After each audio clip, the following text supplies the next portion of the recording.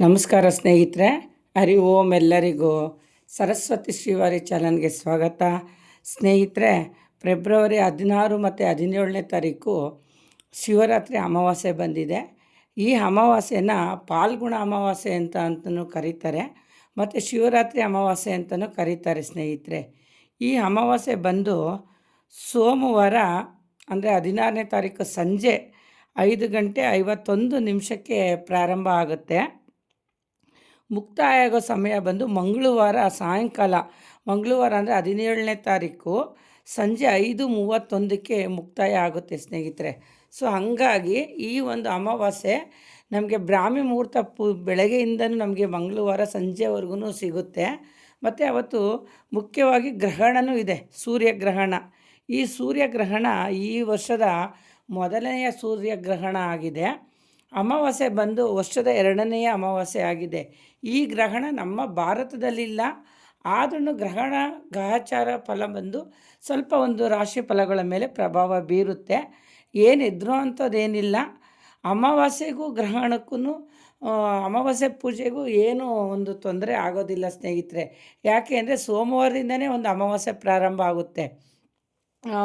ಸೋಮವಾರ ಸಂಜೆ ಆಗೋದ್ರಿಂದ ಮಂಗಳವಾರ ಸಂಜೆ ಮುಗಿಯುತ್ತೆ.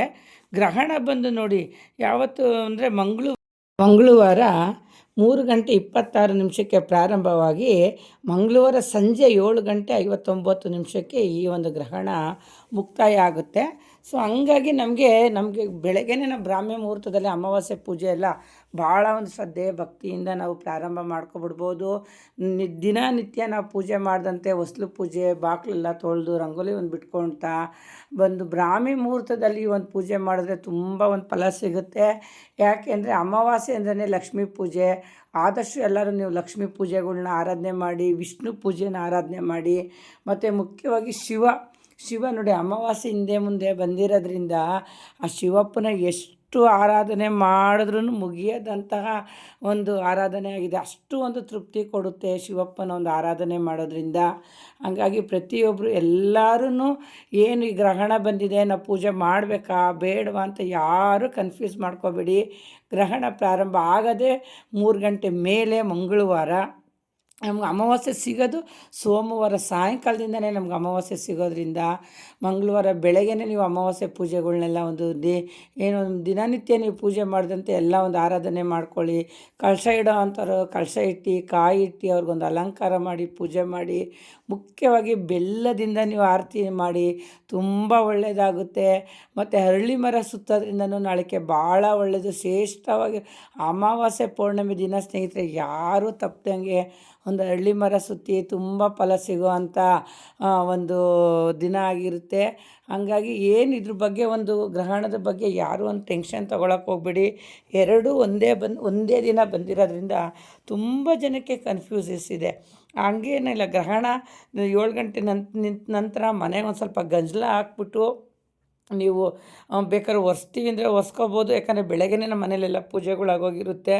ಹಂಗೂ ನಿಮ್ಗೆ ಅನುಮಾನ ಇರೋ ಅಂಥವ್ರು ಒಂಚೂರು ಗಂಜಲ ಹಾಕಿ ಕಡ್ಡಿ ಹಚ್ಬೋದು, ಏನೂ ತೊಂದರೆನೇ ಇಲ್ಲ. ನಮ್ಮ ಪ್ರತಿಯೊಂದು ನಾವು ಗುಡಿಸಿ ಒರೆಸೇ ಮಾಡ್ತೀವಿ ಅಂದವರು ಅವ್ರವ್ರ ಮನಸ್ಸಿಗೆ ಸಮಾಧಾನ ಆಗುವಷ್ಟು ಒರೆಸ್ಕೊಂಡು ಗುಡಿಸ್ಕೊಂಡು ಮಾಡ್ಬೋದು. ಯಾಕಂದರೆ ಸಂಜೆ ಆಗಿರೋದ್ರಿಂದ ನಾವೇನು ಒರ್ಸೋಕ್ಕೆ ಹೋಗೋದಿಲ್ಲ. ಮತ್ತು ಮುಖ್ಯವಾಗಿ ಬೆಳಗ್ಗೆನೇ ನಾವೆಲ್ಲ ಆರಾಧನೆ ಪೂಜೆ, ಒಂದು ವಿಷ್ಣು ಸಹಸ್ರನಾಮ, ಒಂದು ಲಲಿತಾ ಸಹಸ್ರನಾಮ ಎಲ್ಲನೂ ಬೆಳಗ್ಗೆನೇ ಆಲ್ಮೋಸ್ಟ್ ಎಲ್ಲ ಪೂಜೆನೂ ನಾವು ಮುಗಿಸ್ಕೊಂಬಿಟ್ಟಿರ್ತೀವಿ.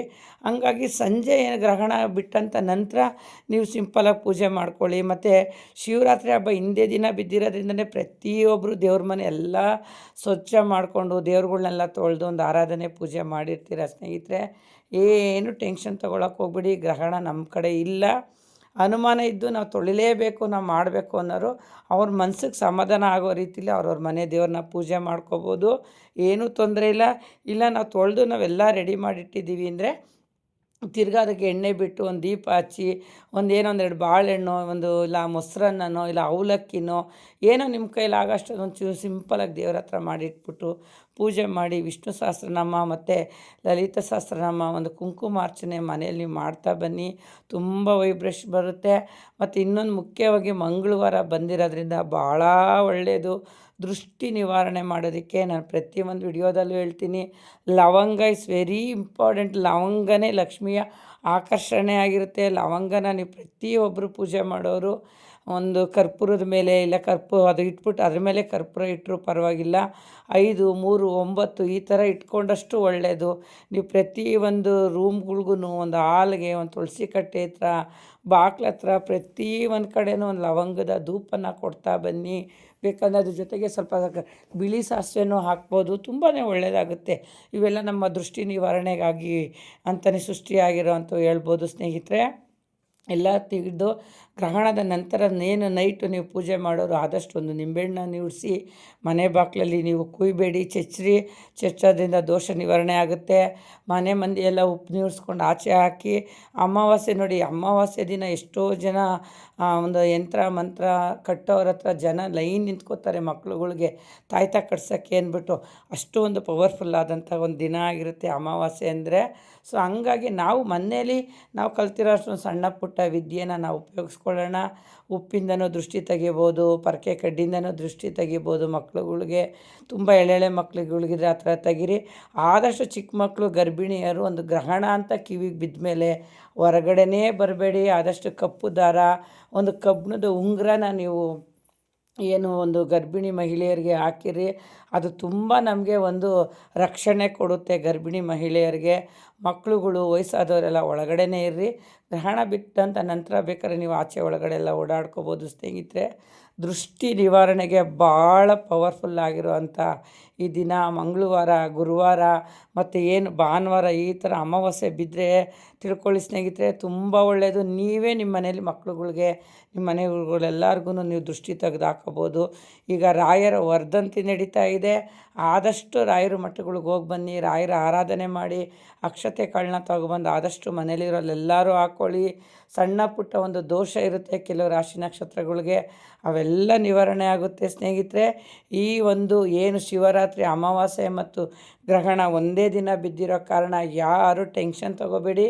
ಬೆಳಗ್ಗೆ ಅಮಾವಾಸ್ಯೆ ಪೂಜೆ ಮಾಡಿ, ಗ್ರಹಣ ಬಿಟ್ಟಂಥ ನಂತರ ನೀವು ಸಂಜೆ ಒಂದು ಪೂಜೆ ಮಾಡ್ಕೊಳ್ಳಿ ಅಂತ ಹೇಳ್ತೀನಿ. ಮತ್ತು ಅಮಾವಾಸ್ಯೆ ದಿನ ಬೆಳಗ್ಗೆ ಪೂಜೆ ಎಲ್ಲ ಆದ ನಂತರ ಒಂದು ಗೋಪೂಜೆ ಮಾಡಿ. ಗೋಪೂಜೆ ಮಾಡೋದ್ರಿಂದ ಯಾವುದೇ ಒಂದು ರಾಶಿ ನಕ್ಷತ್ರದಲ್ಲಿ ಯಾವುದೇ ಒಂದು ದೋಷ ಇದ್ದರೂ ನಿವಾರಣೆ ಆಗುತ್ತೆ. ಅಮಾವಾಸ್ಯೆ ಅಂದ್ರೇ ಲಕ್ಷ್ಮಿ. ಆ ಲಕ್ಷ್ಮಿನ ನಾವು ಮನೆಗೆ ಕರ್ಕೊಬರ್ಬೋದು, ಇಲ್ಲ ಅಕ್ಕಪಕ್ಕ ಇರ್ತವೆ ಅವ್ರಿಗೆ ತೊಗೊಂಡೋಗಿ ನಾವು ಒಂದು ಪೂಜೆ ಮಾಡಿ ಅವ್ರಿಗೊಂದು ಅಕ್ಕಿ, ಬೆಲ್ಲ, ಇಲ್ಲ ಚಪಾತಿ, ಈ ಥರ ಬಾಳೆಹಣ್ಣು ಈ ಥರ ತಿನ್ನಿಸೋದ್ರಿಂದ ನಮಗೆ ತುಂಬಾ ಒಳ್ಳೆಯದು. ನಮ್ಮ ಕಷ್ಟ ಎಲ್ಲ ನಿವಾರಣೆ ಆಗುತ್ತೆ. ಗೋಮಾತೆ ಪೂಜೆನ ಮಾಡದೆ ಯಾರೂ ಇರಬೇಡಿ ಸ್ನೇಹಿತರೆ. ಮುಕ್ಕೋಟಿ ದೇವರಿಗೆ ನಾವು ಒಂದೇ ಸರಿ ಪೂಜೆ ಮಾಡಿದಷ್ಟು ಫಲ ನಮಗೆ ಸಿಕ್ಕುತ್ತೆ. ಆದಷ್ಟು ಅಮಾವಾಸ್ಯೆ ದಿನ ಒಂದು ಲಕ್ಷ್ಮೀ ಪೂಜೆ, ಲಕ್ಷ್ಮಿ ಅಂದ್ರೇ ಗೋಮಾತೆ, ಆ ತಾಯಿಗೆ ನೀವೆಲ್ಲ ಒಂದು ಪೂಜೆ ಮಾಡ್ಕೊಳ್ಳಿ. ಈ ಅಮಾವಾಸ್ಯೆ ಗ್ರಹಣ ಯಾವುದೇ ಥರದ ತೊಂದರೆ ಇರೋದಿಲ್ಲ. ಧೈರ್ಯವಾಗಿ ಇರ್ರಿ. ಎಲ್ಲರಿಗೂ ನನ್ನ ವಿಡಿಯೋ ಇಷ್ಟ ಆಗಿದೆ ಅಂದ್ಕೊಂಡಿದ್ದೀನಿ ಸ್ನೇಹಿತರೆ. ವಿಡಿಯೋ ಇಷ್ಟ ಆಗಿದೆ ದಯವಿಟ್ಟು ಸಬ್ಸ್ಕ್ರೈಬ್ ಆಗಿ, ಲೈಕ್ ಮಾಡಿ, ಶೇರ್ ಮಾಡಿ. ಎಲ್ಲರಿಗೂ ಒಳ್ಳೆಯದಾಗಲಿ. ಹರಿ ಓಂ. ಹರೇ ಶ್ರೀನಿವಾಸ.